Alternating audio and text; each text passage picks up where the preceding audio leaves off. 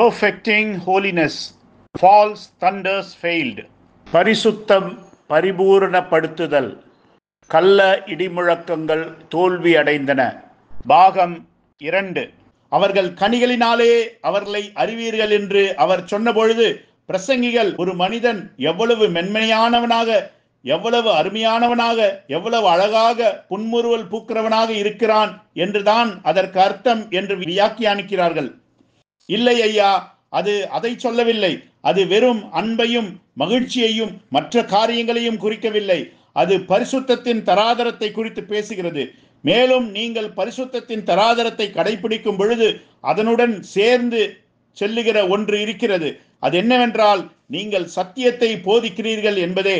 இப்போது அதை பிடித்துக் கொள்ளுங்கள். அது மிகவும் நுட்பமான ஒரு காரியமாயிருக்கிறது. அது சத்திய ஆவி உங்களில் வாசமாயிருக்கிறார் என்பதை காட்டப் போகிறது. மேலும் சத்திய ஆவி உங்களில் வாசமாயிருந்தால் அப்பொழுது நீங்கள் சத்தியம் உள்ள ஒரு மனிதனாக இருக்கிறீர்கள். மேலும் நீங்கள் சத்தியமுள்ள மனிதனாக இருக்கிறதுனால் தான் பரிசுத்தத்தின் தராதரத்தை உங்களால் நிலைநாட்ட முடிகிறது. நல்லது, நான் இதை சொல்லுவது ஜனங்களுக்கு பிடிக்காது. இருந்தாலும் நான் இதை சொல்லுகிறேன். ஏனென்றால் நான் அவர்களால் பிழைக்கவில்லை.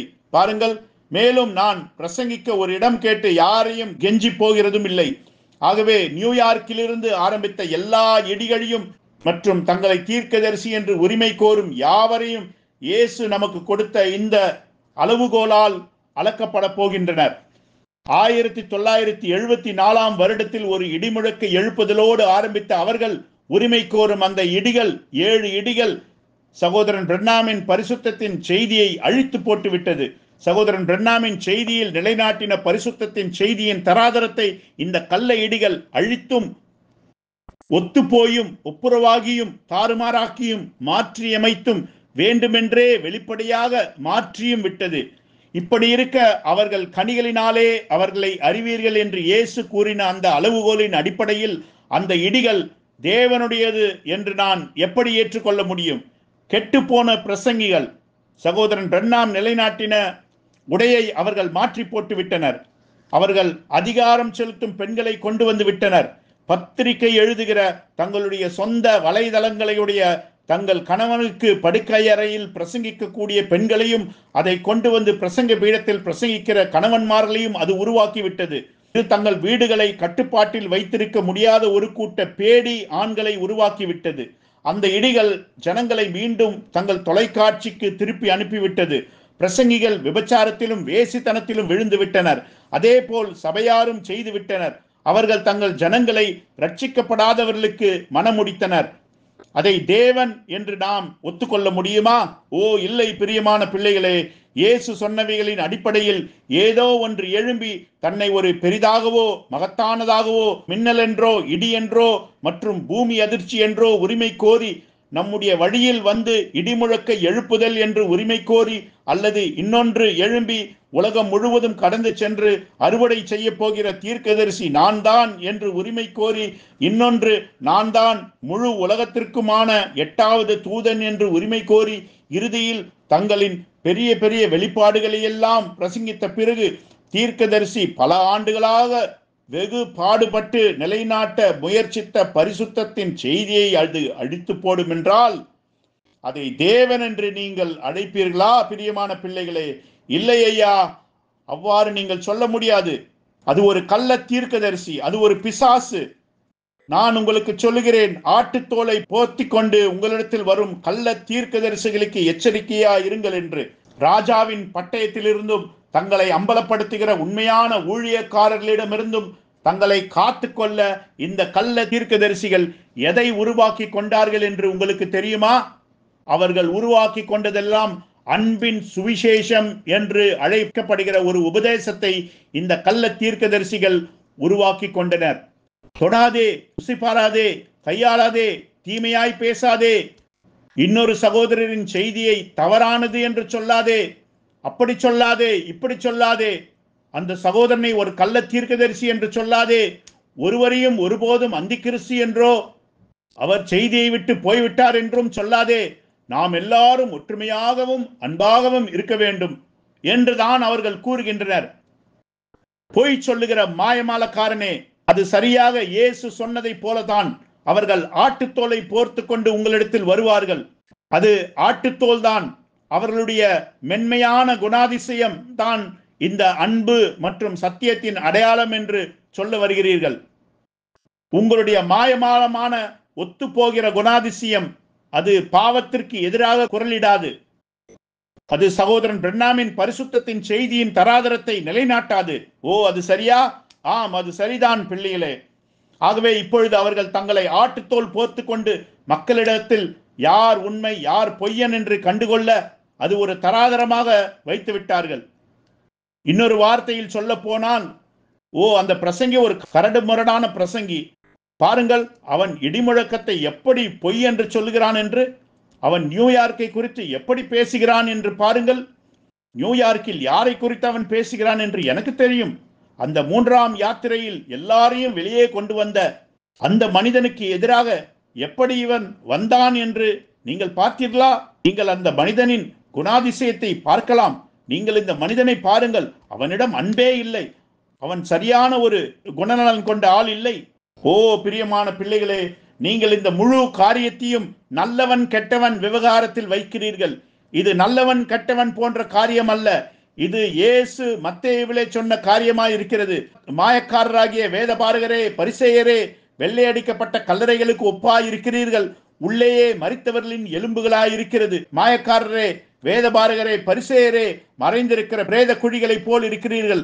அவர்கள் மேல் நடக்கிற மனுஷருக்கு அவைகள் தெரியாதிருக்கிறது என்றார்.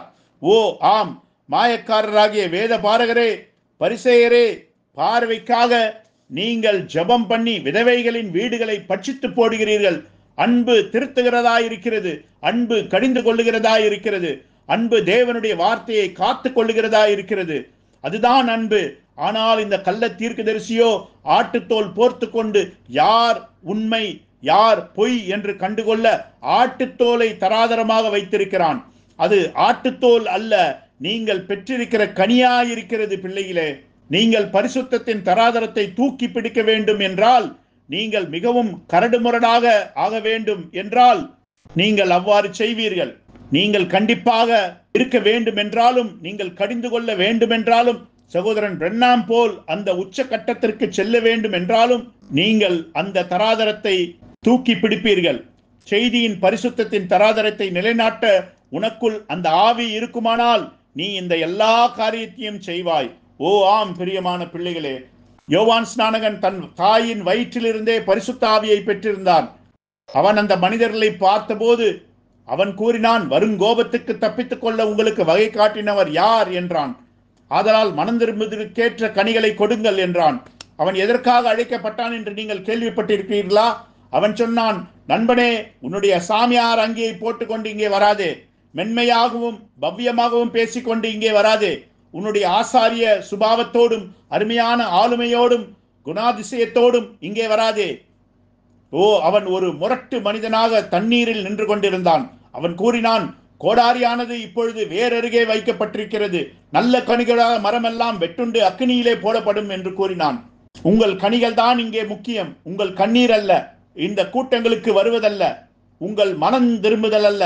நீங்கள் கொடுக்கிற கனிகள் தான் முக்கியம். ஆம், அதனால் மனம் திரும்புதலுக்கேற்ற கனிகளை கொடுங்கள். அவர்கள் கனிகளினாலே அவர்களை அறிவீர்கள்.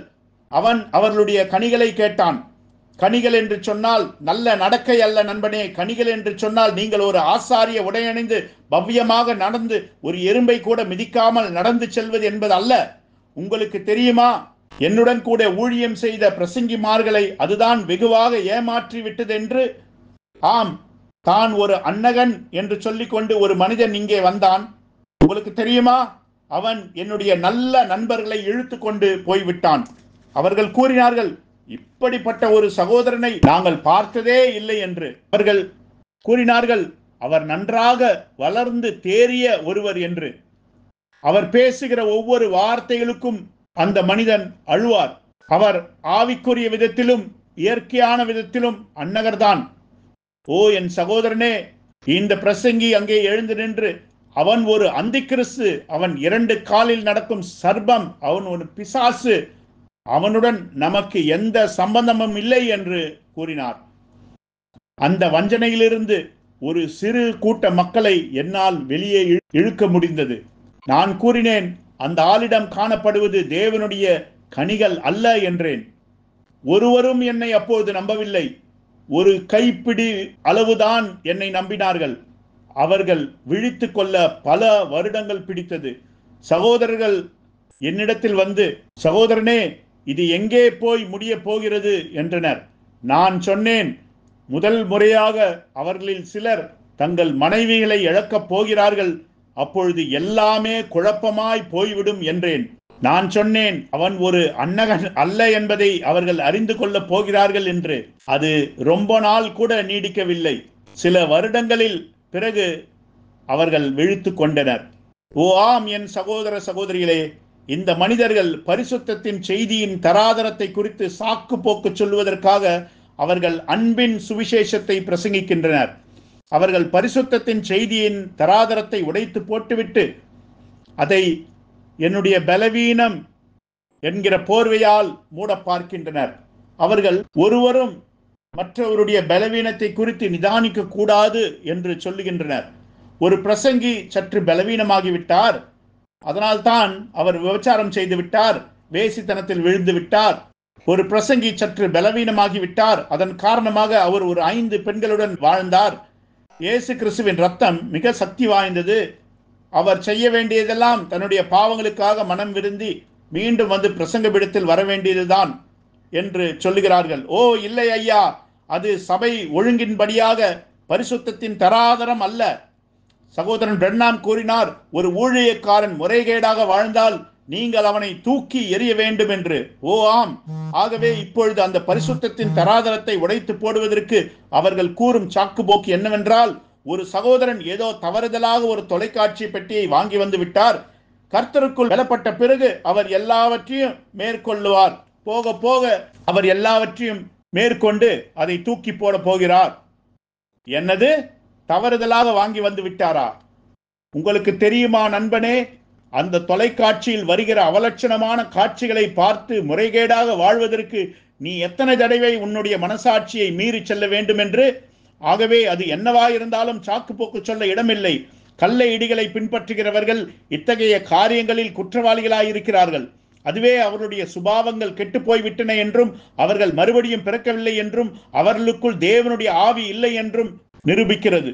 பரிசுத்தத்தின் செய்தியை இவ்வளவு வெளிப்படையாக அழித்து போடுகிற எதுவும் தாங்கள் எந்த விதமான இடிகளை பெற்றிருக்கிறார்கள் என்றும் எந்த விதமான பூமி எதிர்ச்சியையும் பெற்றிருக்கிறார்கள் என்றும் உரிமை கோரினாலும் அவர்கள் மறுபடியும் பிறக்கவில்லை. மேலும் அவர்கள் இந்த பிரசங்கி கூறுவது உண்மைதான் என்று ஒரு நாளில் அறிந்து கொள்வார்கள். மேலும் அவர்களுக்கு தேவனுடைய ஆவி இல்லை என்றால் அவர்கள் அப்படி செய்ய முடியாது. பரிசுத்த ஆவியாகிய அவர் வரும்பொழுது அவர் சகல சத்தியத்திற்குள்ளும் உங்களை நடத்துவார். இன்னும் அதை விடாமல் பற்றி கொண்டிருப்பவர்கள் பிரசங்கிகளால் தவறாக வழி நடத்தப்பட்டவர்கள். இன்றைக்கு அவர்கள் கூறும் சாக்குப்போக்கு என்னவென்றால், அவர்களுடைய தவறுகள் முன்னியமிக்கப்பட்டவைகள் என்றும் அது முன்குறிக்கப்பட்டதென்றும் அவர்கள் அத்தகையான ஒரு செய்முறைக்குள்ளாக போய் ஆக வேண்டும் என்றும் கூறுகிறார்கள். எப்போதாகிலும் ஒரு பிரசங்கி தேவ ஜனங்களை வழிதப்ப பண்ணி விபச்சாரம் செய்து ஜனங்களையும் துன்மார்க்கமாய் ஜீவிக்க செய்து அதற்காக மனம் வருந்துவதற்கு பதிலாக சாக்கு போக்குகளை சொல்லி தன்னுடைய தவறுகள் எல்லாம் உலகத் தோற்றம் முன்னால் தேவனால் நியமிக்கப்பட்டது என்றும் தனக்கு இன்னும் மேற்கொண்டு பயிற்சி அளிப்பதற்காக தேவன் கொடுத்தது என்றும் கூறுவானானால், ஓ நீ ஒரு கள்ள தீர்க்கதரிசி, நீ ஒரு நயவஞ்சக மாயமாலக்காரன். மனிதன் எப்போதும் பாவம் செய்தாலும் அவன் தேவனிடம் திரும்புவதற்கு ஒரே வழி மனம் திரும்பி சத்தியத்தை ஆற தழுவிக் கொள்வதுதான். யாருக்காவது ஒரு தவறு இழைத்திருந்தால் நீ அவர்களிடம் திரும்பி சென்று அவர்களிடம் உன்னை தாழ்த்தி பணிய வேண்டும். தேவனுடைய வார்த்தைக்காக போராடுகிறவர்கள் அவர்களிடம் சென்று ஒப்புரவாக வேண்டும். ஏனென்றால் அவர்கள் தேவனுடைய வார்த்தைக்காக நின்றார்கள். ஓ நீயோ அப்படி நிற்கவில்லை. என்னுடைய நண்பர்கள் 3 பெரிய வஞ்சனைகளில் வஞ்சிக்கப்பட்டு போன பின்பு அவர்கள் எப்பொழுதாவது என்னிடத்தில் திரும்பி வந்து என்னை மன்னியுங்கள் என்று கூறினாரா? இல்லை ஐயா, ஒருபோதும் இல்லை. என்னை பின்பற்றி அவதூறாக பேசி பிரசங்கித்தது என்னவென்றால், நான் தெற்கு வானில் உள்ள ஒரு விஷம் நிரம்பிய தேல் கொடுக்கு என்று சொன்னார்கள். ஜனங்களிடம் நான் ஒரு விபச்சாரக்காரன் என்பதை அவர்கள் பகுத்தறிந்ததாகவும் சொன்னார்கள். அதன் பிறகு ஒரு நாளாவது என்னிடம் வந்து மன்னிப்பு கேட்டிருப்பார்களா அவர்கள்? நிச்சயமாக இல்லை. இப்படிப்பட்டவர்கள் தேவனுடையவர்கள் என்று என்னிடம் சொல்ல வருகிறீர்களா? இல்லையா, நீங்கள் அந்த 3 வஞ்சனைகளில் இழந்து செல்லப்பட்ட பிறகு நீங்கள் ஒருபோதும் மனம் வருந்தவே இல்லை. தேவனுடைய வார்த்தைக்காக நின்ற ஜனங்களை நீங்கள் உபத்திரவப்படுத்தினீர்கள். அந்த ஜனங்களிடம் ஒருபோதும் திரும்பி வந்து, பாருங்கள், நாங்கள் தவறு செய்து விட்டோம், ஆனால் இப்பொழுது எல்லாவற்றையும் சரிப்படுத்திக் கொள்ள விரும்புகிறோம் என்று சொல்லவே இல்லை. இன்னும் சொல்ல போனால், நாங்கள் மீண்டும் உங்களிடம் வந்து ஐக்கியம் கொள்ள விரும்புகிறோம் என்று ஒருபோதும் அவர்கள் சொல்லவில்லை. இதைவிட மோசமான பொய் என்னவென்றால், அவர்கள் என்னிடம் மனம் வருந்த 3 விசை வந்தார்களாம். இந்த அப்பட்டமான பொய்யை உங்களால் நினைத்து கூட பார்க்க முடிகிறதா? அதை யோசித்து பாருங்கள். உங்களால் இப்படிப்பட்ட பொய்யை சொல்ல கூடுமானால், நண்பனே, நீ ஒரு கெட்ட மரமாய் இருக்கிறாய், நீ இன்னும் மறுபடியும் பிறக்கவில்லை என்பதை இன்னும் அதிகமாக எனக்கு நிரூபிக்கிறது. உன்னுடைய வித்து தவறானது. நீ அந்த முதல் வஞ்சனையில் இழுக்கப்பட்டதற்கான ஒரே காரணம் என்னவென்றால், நீ மறுபடியும் பிறக்கவில்லை.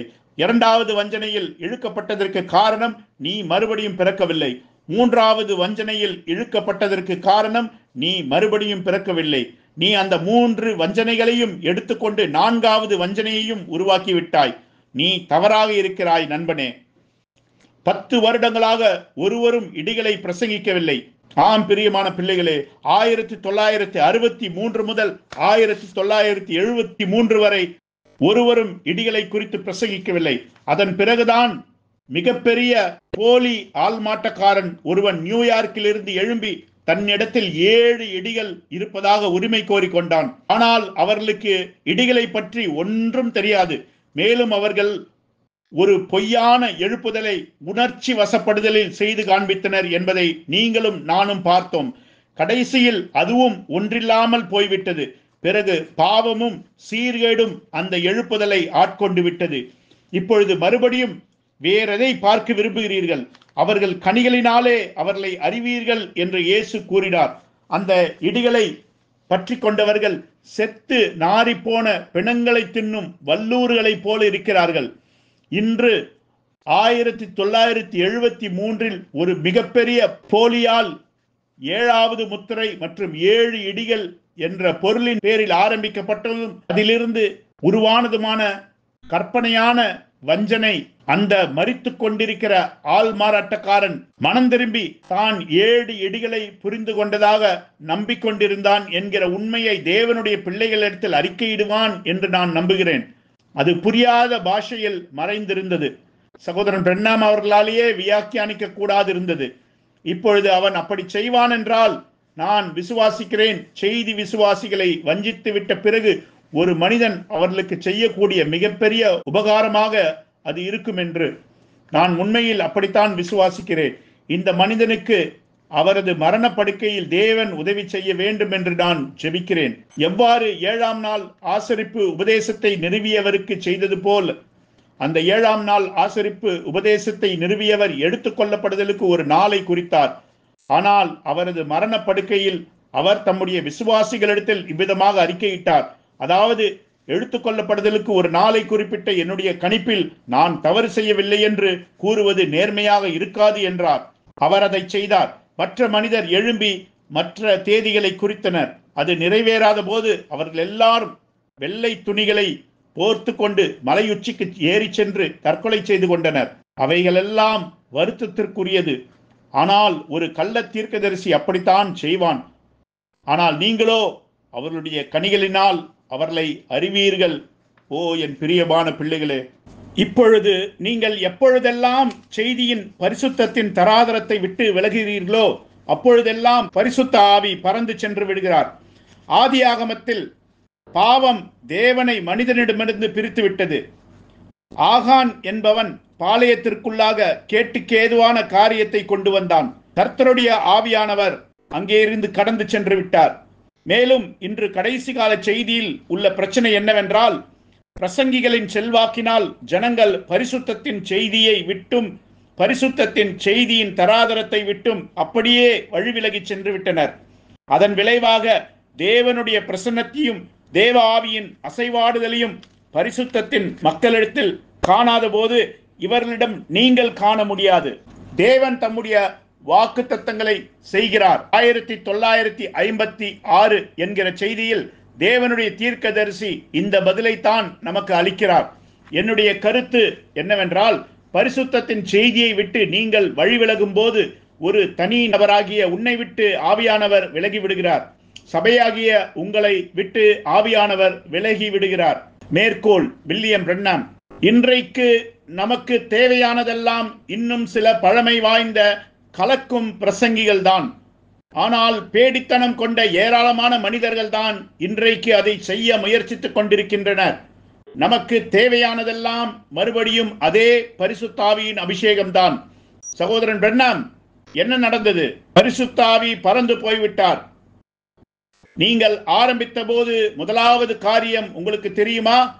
நீங்கள் சொல்லுவீர்கள், இப்பொழுதும் சூசி உனக்கு அது தெரியுமா? நல்லது, நான் ஒருபோதும் அந்த பழமை நாகரிகத்துக்கு திரும்பி செல்ல மாட்டேன். பரிசுத்த ஆவி ரொம்ப தூரம் விலகி சென்று விடுகிறார், பறந்து சென்று விடுகிறார். நீ உரிமை கொண்டும் மற்ற காரியங்களை செய்து கொண்டும் இருக்கிற உன்மேல் அது இனிமேலும் தங்கி இருப்பதில்லை. உங்களுக்கு தெரியுமா, அது மென்மையானது, சாந்தமானது. மேலும் அந்த பரிசுத்த ஆவி உன் மீது தங்கியிருக்க வேண்டும் என்று நீ விரும்பினால் அந்த பழைய உலக காரியத்தை உன்னை விட்டு அகற்று. தேவன் பாவத்தை வெறுக்கிறார். மேலும் எவ்வாறு தேவன் அந்த பரிசுத்த ஆவி எப்போதும் பாவம் செய்து கொண்டிருக்கிற ஒரு நபருக்குள் வாழ முடியும்? துணிகரமாய் வெளியே புறப்பட்டு சென்று இது அது போன்ற காரியங்களை செய்து இது போன்ற இடங்களுக்கு ஓடித் திரிகிற ஒருவனுக்குள் எப்படி அந்த பரிசுத்த ஆவி ஜீவிப்பார்? சபையின் பிரச்சனையே அதுதான். தேவன் தம்முடைய வாக்கு தத்தங்களை செய்கிறார் என்கிறதான செய்தி 1956 வருடம். ஓ பிரியமான தேவ பிள்ளைகளே, இப்பொழுது நாம் வேத புரட்டு தொகுப்பு எண் 51 அதை நாம் பார்க்க போகிறோம். அது இந்த உலக பிரகாரமான இசையும் ஆப்பிரிக்க மெட்டுகளும் செய்தி சபைகளில் ஏற்றுக்கொள்ளப்பட்டு விட்டன என்கிறதான தலைப்பிலே நல்ல இடிகள் அறிமுகப்படுத்தப்பட்டன என்கிற தலைப்பு. நல்லது, நான் இதை கூறுவதற்காக சொன்னேன். எப்போதாவது கர்த்தருடைய ஆவியானவர் ஒரு மேய்ப்பனை விட்டு விலகும் போதும் மற்றும் ஒரு சபையாரை விட்டு விலகும் போதும் அப்போது அந்த சபை வறண்டு விடுகிறது. பிரசங்கியின் பிரசங்கம் வறண்டுவிடும். அங்கே இருக்க வேண்டிய ஒரு மகிழ்ச்சி அங்கே இருக்காது. அப்போது அங்குள்ள வாலிபர்கள் தங்கள் மகிழ்ச்சிக்கும் சந்தோஷத்திற்கும் வேறு விதமான வாய்ப்புகளை தேடுவார்கள். அவர்கள் போலியான பெந்தேகோஸ்தேக்காரர்களைப் போல பின்வாங்க ஆரம்பிப்பார்கள். அதன் பிறகு என்ன சம்பவிக்கும்? உங்கள் வாழ்க்கையில் எப்போதாவது பரிசுத்த ஆவி குறைவுபட ஆரம்பித்தால் அப்போது நீங்கள் உலக இன்பங்களை தேடுகிறவர்களாய் இருப்பதை காண்பீர்கள். ஏனென்றால் சந்தோஷமும் மகிழ்ச்சியும் ஏதாவது ஒரு வகையில் உங்களுக்கு தேவைப்படுகிறது. மேலும் சகோதர சகோதரிகளே, நம்முடைய மகிழ்ச்சி நம்முடைய கர்த்தர் தான். கர்த்தருக்குள் சந்தோஷமாயிருப்பதே நம் பலன். கிறிஸ்தவர்கள் வார்த்தையில் இருந்து கொண்டு பாவம் செய்து அவர்கள் துணிகரம் கொள்ளும் போது பாவத்தின் காரணத்தினாலும் இந்த மகிழ்ச்சியை தங்கள் வாழ்க்கையில் அவர்கள் இழக்க நேரிடும் போதும் அவர்கள் உலகத்திற்குள் திரும்பி செல்லுவார்கள். நீங்கள் அதிக இடங்களில் சென்று ஊர் சுற்றி பார்க்க விரும்புவீர்கள்.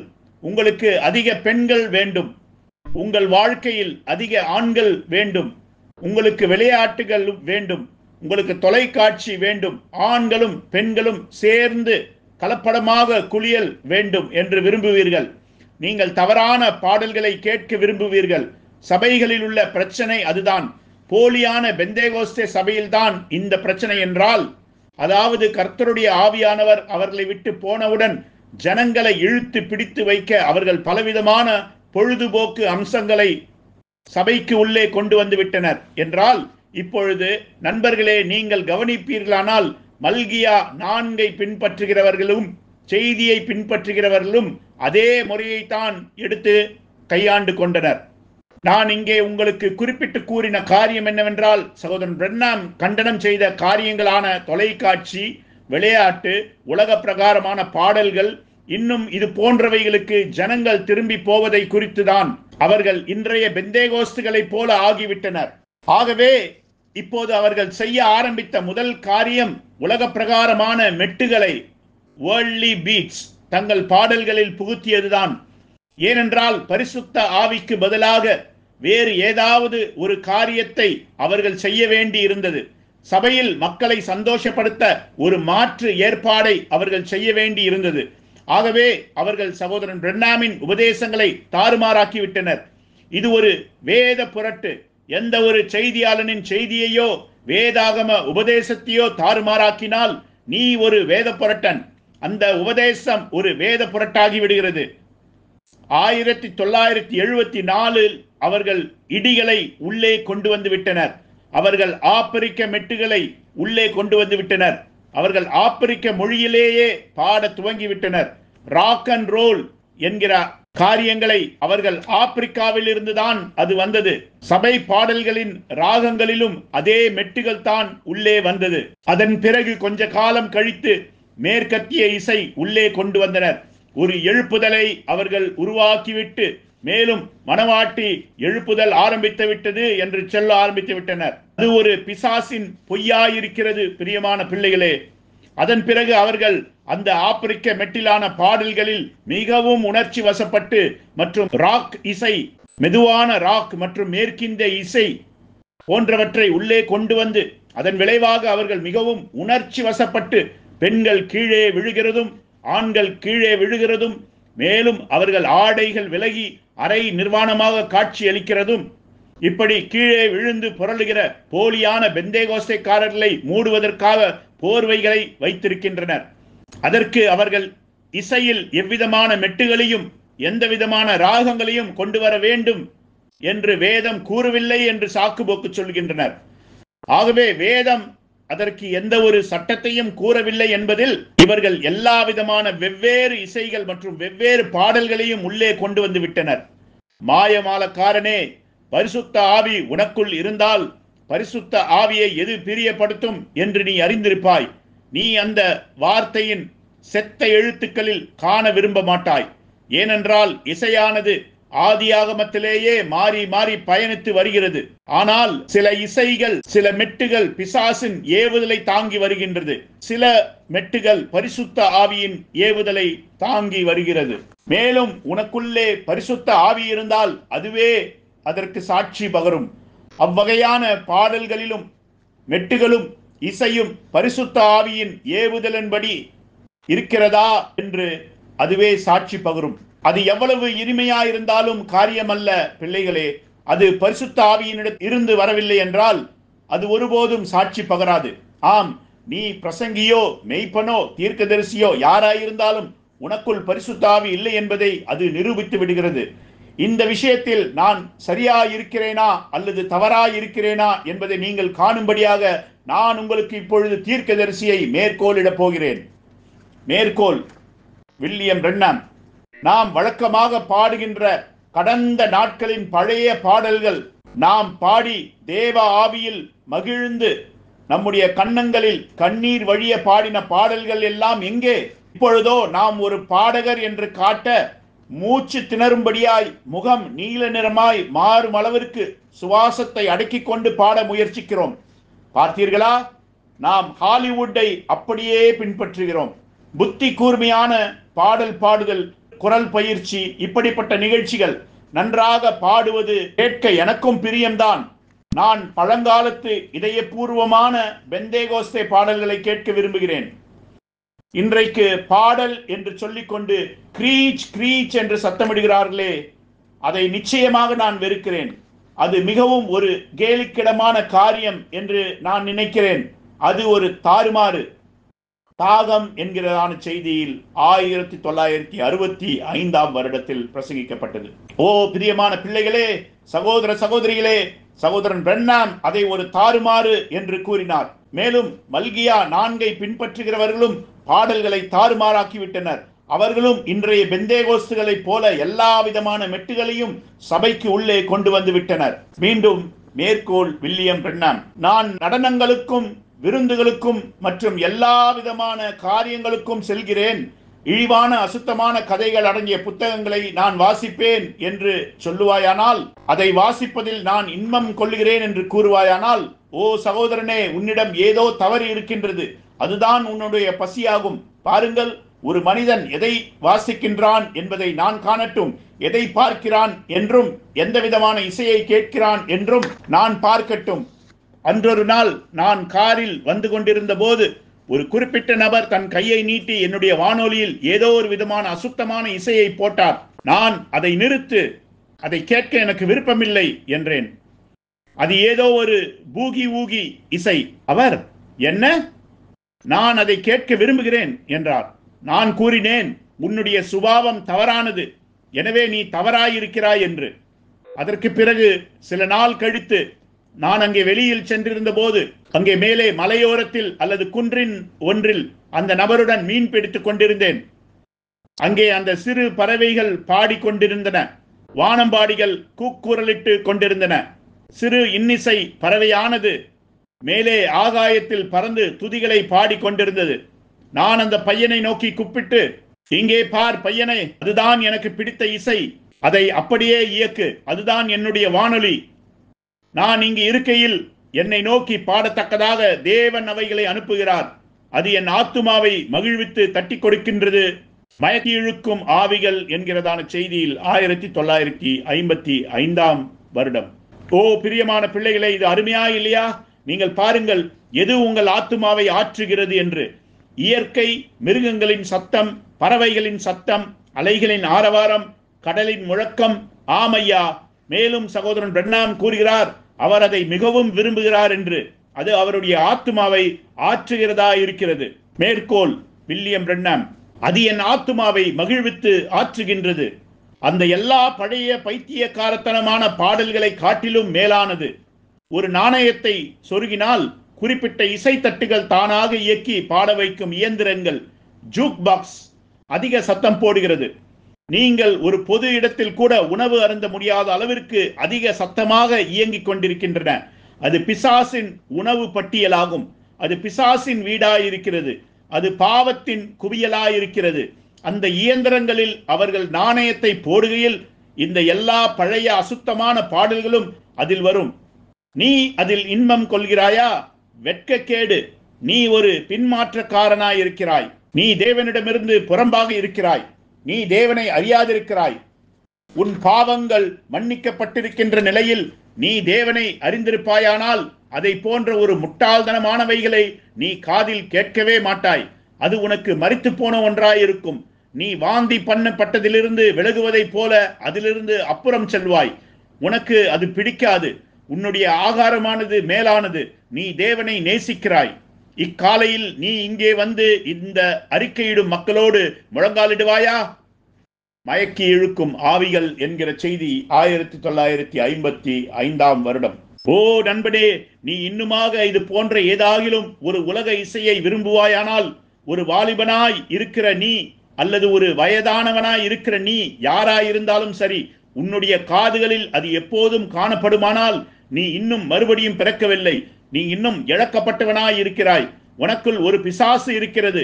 இன்றோ அல்லது என்றோ நீ அதிகமாய் பிசாசு பிடிக்கப்பட்டவனாய் தேவனுடைய வார்த்தையை விட்டே போய் விடுவாய். இதிலும் அதிகமாய் ஒரு பிரசங்கியானவன் மேற்கத்திய இசையையோ அல்லது ஷாங்கோ இசையையோ சபைக்குள் கொண்டு வருவானானால், ஓ பிரசங்கியே, நீ உன்னுடைய சபையை தாறுமாறாக்கி விடுகிறாய்.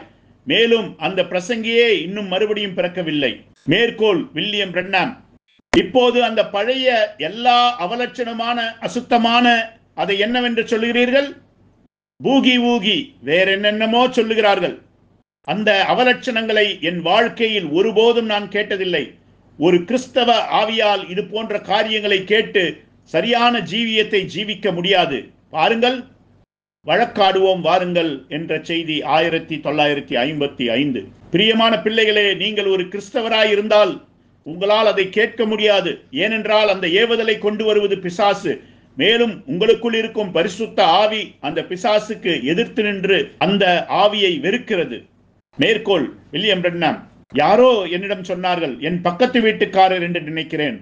ஒவ்வொரு முறையும் அவர் தோட்டத்தில் புல்லை செதுக்க செல்லும் போது அவரது வானொலியில் அந்த rock and roll, shimmy dig, boogie woogie, இன்னும் என்னென்னவோ சொல்லுகிறார்கள். அந்த காரியங்கள் எல்லாவற்றையும் ஒலித்து கொண்டே இருக்க செய்வார். நான் அவரிடம் ஒரு நாள் கேட்டேன், ஏன் எப்போதும் அந்த காரியங்களை கேட்டுக்கொண்டிருக்கிறீர் என்று. அதற்கு அவர் சொன்னார், உனக்கு ஒன்று தெரியுமா பில்லி, எனக்கு அந்த பாடல்களை கேட்காவிட்டால் புல்லை கூட என்னால் செதுக்க முடியாது என்று. அதற்கு நான் சொன்னேன், எனக்கு அதை கேட்டாலே என் வயிற்றுக்கு குமட்டலாயிருக்கிறது என்று. அன்பு என்கிறதான செய்தி 1956. மேற்கோள், வில்லியம் பிரண்ணாம். நீங்கள் அங்கே சென்று கலந்து கொள்ளுகிற ராக் அண்ட் ரோல் நிகழ்ச்சிகள் அவை டசன் கணக்கானவர்களை பைத்தியக்கார விடுதிக்கு அனுப்பி கொண்டிருக்கிற வேளையில் அவர்களோ அதே காரியங்களை பூகி ஊகி இன்னும் பிற காரியங்களை சபைக்குள் கொண்டு வருகின்றனர். முகச்சாயம் பூசிய ஜெசபேல் 1956. மேற்கோள்: உங்களுடைய எல்லா ராக் அண்ட் ரோல் பூகி ஊகி அதெல்லாம் எங்கிருந்து வந்தது? ஆப்பிரிக்காவின் மைய பகுதியிலிருந்து தான். தேவனுடைய விடுதலையின் அம்பு 1956. மேற்கோள்: நான் எப்போதும் சொல்வதுண்டு, நான் ஒரு மனிதனுடைய வீட்டிற்குள் செல்லட்டும், அவன் வேண்டுமானால் வெளியே தெருவில் நின்று சாட்சி கூறி பாடல் பாடி ஆரவாரமிட்டு அந்நிய பாஷைகளில் பேசி ஆவியில் நடனமாடி இன்னும் என்னவெல்லாம் செய்ய வேண்டுமோ செய்யட்டும். நான் அவன் வீட்டிற்குள்ளே சென்று அவனுடைய சுவர்களில் அவன் மாட்டி வைத்திருக்கும் பெண்களின் படங்களை பார்க்கட்டும். அவன் என்னென்ன புத்தகங்களை வாசிக்கிறான் என்று அவனுடைய மேஜை மீதே சற்றே நான் கவனிக்கட்டும்.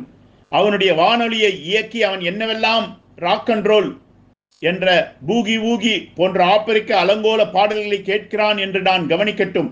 அப்போது சரியாக அவனுக்குள் என்ன விதமான ஆவி குடிகொண்டிருக்கிறது என்று நான் சொல்லிவிடுவேன். பாருங்கள், அது எதை மேய்கிறது என்று. அவன் வெளியே தெருவில் செல்லும் போது என்ன வேண்டுமானாலும் செய்யட்டும், எனக்கு அதை குறித்து கவலை இல்லை. இதைத்தான் அவன் உண்மையில் மேய்ந்து கொண்டிருக்கிறான். இதுதான் அவனுடைய ஆகாரம். அது சரி, அவன் எவ்வளவு பெரிதாக உரிமை கோரி கொண்டாலும் அது ஒரு துளி வித்தியாசத்தையும் உண்டாக்குவதில்லை. அவனுடைய ஆவி எதை மேய்கிறது என்று கவனியுங்கள். அவன் என்ன பாடலை கேட்கிறான், என்ன புத்தகம் படிக்கிறான், எதை பார்க்கிறான் என்று. அதை வைத்து அவன் எதனால் உருவாக்கப்பட்டிருக்கிறான் என்று நீங்கள் சொல்லிவிடலாம்.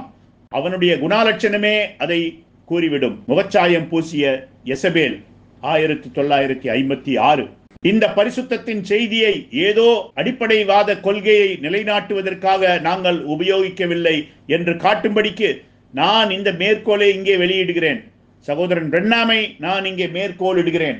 மேற்கோள்: வில்லியம் பிரென்னாம்.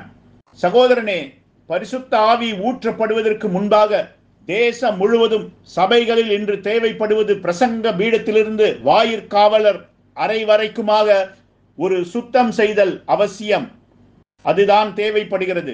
தேவன் ஒரு பரிசுத்தமான தேவன். நீங்கள் உங்கள் சொந்த பரிசுத்தத்தில் பரலோகத்திற்கு செல்லுகிறீர்கள் என்று நான் நம்புவதில்லை. ஆனால் நீங்கள் அவருடைய பரிசுத்தத்தில் தான் பரலோகத்திற்கு செல்லுகிறீர்கள். ஆனால் நீங்கள் செய்கிற கிரியைகள் தான் உங்களுக்குள் என்ன இருக்கிறது என்பதை நிரூபிக்கிறது. அது சரி, ஏற்கனவே பயன்படுத்தப்பட்டு இரண்டாவதாக வாங்கப்பட்ட அங்கி 1956. பிரியமான பிள்ளைகளே, இப்போது இங்கே நான் சொல்ல வருகிற காரியத்தை உறுதிப்படுத்துவதற்காகத்தான். அதாவது நாம் நம்முடைய சொந்த பரிசுத்தத்தில் பரலோகம் செல்லுவதில்லை என்றாலும் பரிசுத்த ஆவி உங்களுக்குள் இருந்தால் நீங்கள் நிச்சயமாக பரிசுத்தத்தை வெளிப்படுத்துவீர்கள். மேலும் நீங்கள் கொடுக்கும் கனியை வைத்துதான் நீங்கள் யாராய் இருக்கிறீர்கள் என்பதை அறிய முடியும். அந்த பரிசுத்தத்தின் செய்தியை தான் இந்த பூமியில் இருக்கிற ஒவ்வொரு மனிதனையும் அளவிடுகிற அளவுகோலாக தேவனுடைய தீர்க்கதரிசி பயன்படுத்தினார். அது மாத்திரம் இல்லாதிருந்தால் யார் யாராயிருக்கிறார்கள் என்று நீங்கள் ஒருபோதும் அறியவே முடியாது. நல்லது, இப்பொழுது நான் கூறுகிறேன், இது ஒரு வேத பொருட்டு என்று. மேற்கோள்: வில்லியம் பிரென்னாம். ஐயா, நான் உம்முடைய அலுவலகத்திற்குள் செல்லட்டும். மேலும் நீர் கிறிஸ்தவர் என்று கூறுகிறீரா? நான் அங்கு வரும்போது நீர் உம்முடைய வானொலியை இயக்குவீரானால் நீர் கேட்டுக்கொண்டிருக்கிற அந்த கேடுகெட்ட பூகி ஊகி இசையை நான் கேட்கட்டும். உம்முடைய அலுவலக அறைகளில் சுவர்களில் மாட்டி வைத்திருக்கும் அரை நிர்வாண பெண்களின் படங்களை நான் பார்க்கட்டும். நீர் என்ன பேசுகிறீர் என்பதை குறித்து எனக்கு கவலை இல்லை. எனக்கு தெரியும் உம்முடைய ஆவி எதை புசித்துக் கொண்டிருக்கிறது என்று. அது சரி, அதுதான் மிகவும் சரி. தேவன் தம்முடைய வார்த்தையை காத்துக் கொள்கிறார் என்கிற செய்தி 1957. சகோதரன் பிரென்னாம் அந்த அளவுகோலை உபயோகித்தாரா? ஆம் பிரியமான பிள்ளைகளே. அவர் சொன்னார், நான் உன்னுடைய அலுவலகத்துக்கு வரட்டும் என்று. நீ என்னவா இருந்தாலும் சரி, நான் சொல்லிவிடுகிறேன் உன்னுடைய ஆவி எப்படிப்பட்டதென்று அவர் சொன்னார். நீ எந்த வகையான இசையை கேட்கிறாய் என்பதை நான் பார்க்கட்டும். நீ என்ன படங்களை பார்க்கிறாய் என்று நான் பார்க்கட்டும். அப்போது உனக்குள் எப்படிப்பட்ட ஆவி இருக்கிறது என்று நான் கூறிவிடுவேன் என்றார். இன்றைய ஒவ்வொரு பிரசங்கியையும், ஒவ்வொரு தீர்க்கதரிசியையும், ஒவ்வொரு ஆவிக்குரிய மனிதனையும், ஒவ்வொரு இடியையும், ஒவ்வொரு மின்னலையும், ஒவ்வொரு பூமி அதிர்ச்சியையும், மேலும் இங்கே இருந்து உட்கார்ந்து கொண்டிருக்கிற உங்கள் ஒவ்வொருவரையும் அளப்பதற்கு அதுதான் நம்முடைய அளவுகோலாயிருக்கிறது. உங்களை நான் அந்த வழியில்தான் அறிந்திருக்கிறேன். நீங்கள் துள்ளி குதிக்கலாம், கூச்சலிடலாம், வேற என்ன வேண்டுமானாலும் செய்யலாம். ஆனால் நீங்கள் எதை வெளிப்படுத்துகிறீர்கள் என்பதைத்தான் நான் பார்க்க விரும்புகிறேன். ஆம் பிரியமான பிள்ளைகளே, இப்பொழுது மேற்கோள். நான் அந்த வாலிபனுக்காக ஜெபிக்கிறேன். நான் அவனுக்காக எல்லா நேரத்திலும் ஜெபிக்கிறேன். ஆனால் அவனோ பிசாசின் கைகளில் ஒரு கருவியாக இருக்கிறான். அவன்தான் இந்த எல்விஸ் பிரெஸ்லி என்கிற மனிதன். மக்கள் ராக் அண்ட் ரோல் மற்றும் பூகி ஊகியின் பின்னால் மயங்கி திரிகின்றனர். அமெரிக்க மக்களின் கதை அவ்வளவுதான். அவர்கள் அதே ஆவியில் அதே காரியங்களை சபையில் கொண்டு வர வேண்டும் என்று முயற்சிக்கின்றனர். எனக்கு சபையின் இசை போல இசைக்கப்படுவதை விரும்புகிறேன், ராக் அண்ட் ரோலாக அல்ல. ஆனால் அவர்கள் அந்த ஆவிகளை பெற்றுக்கொண்ட பிறகு அதன் பின்னால் ஏதோ இருக்கிறது. அந்த பிசாசு அந்த பையனுக்கு ஒரு போட்டியாளனை வைக்கிறான். அந்த பரிதாபமான பெந்தேகோசே பையன் கூறினானாம், அவனுடைய நெளிவு சுழிவு உலுக்கல் உதறல் எல்லாவற்றையும் சபையிலிருந்துதான் கற்றுக்கொண்டதாக. அவன் டென்னசியில் உள்ள மெம்பிஸ் என்கிற இடத்தில் உள்ள முதல் அசம்பிளிஸ் ஆஃப் காட் சபையின் அங்கத்தினாம். அவனுடைய பாஸ்டர் என்னுடைய நண்பர் தான். இந்த வாலிப பிள்ளைகளின் மனதை கெடுத்து குட்டிச்சவராக்கும் பிசாசின் ஒரு கருவியாய் இருக்கிறான் இவன். தேவன் தம்முடைய வார்த்தையை காத்து கொள்கிறார் என்கிறதான செய்தி 1957. ஆம் பிரியமான பிள்ளைகளே, அது எல்விஸ் பிரெஸ்லி என்கிறதான மனிதன். உங்களுக்கு தெரியுமா அவன் எங்கே அந்த பிசாசை பிடித்துக் கொண்டான் என்று? ஒரு சபையில்தான். இந்த சபைக்குள் உலக பிரகாரமான இசையை கொண்டு வருவதில் நான் ஒத்துப்போக வேண்டுமா? ஓ இல்லை என் அருமை சகோதர சகோதரிகளே. ஆம், அது ஒருபோதும் நம்மிடம் உள்ளே வந்ததில்லை. மெதுவாக ஒரு காரியம் உள்ளே வந்தது, நாம் அதை தூக்கி எறிந்து விட்டோம். நாம் அந்த உலக பிரகாரமான இசையை வெறுக்கிறோம். உலகிலேயே மிகச்சிறந்த இசை வல்லுநர்கள் நமக்கு உண்டு. ஏனென்றால் அவர்கள் தேவனுடைய ஆவியில் அதை இசைக்கிறார்கள். சபை ஒரு எல்விஸ் பிரெஸ்லியை உருவாக்கி இருக்கும் என்றால் அதே காரியங்கள் செய்தி சபைகளுக்குள்ளும் வந்து கொண்டிருக்குமே. ஆனால் செய்தி சபைகளும் ஒரு கூட்டம் எல்விஸ் பிரெஸ்லிகளை உருவாக்கி இருக்காதா? செய்தி சபைகள் பின்வாங்கி போகிறதற்கான காரணம் அதுதான். பரிசுத்த ஆவிக்கு மாற்று ஏற்பாடாக அவர்கள் பொழுதுபோக்குகளை உள்ளே கொண்டு வந்து விட்டனர். மேலும் அவர்கள் பாடல்களை தாறுமாறாக்கி விட்டனர். நான் என்ன சொல்லுகிறேன் என்றால், தேவனுடைய சபையில் பாடல்கள் பாட வேண்டிய விதம் குறித்த உபதேசங்களை நீங்கள் குலைத்து போட்டால் அது ஒரு வேத புரட்டாகும்.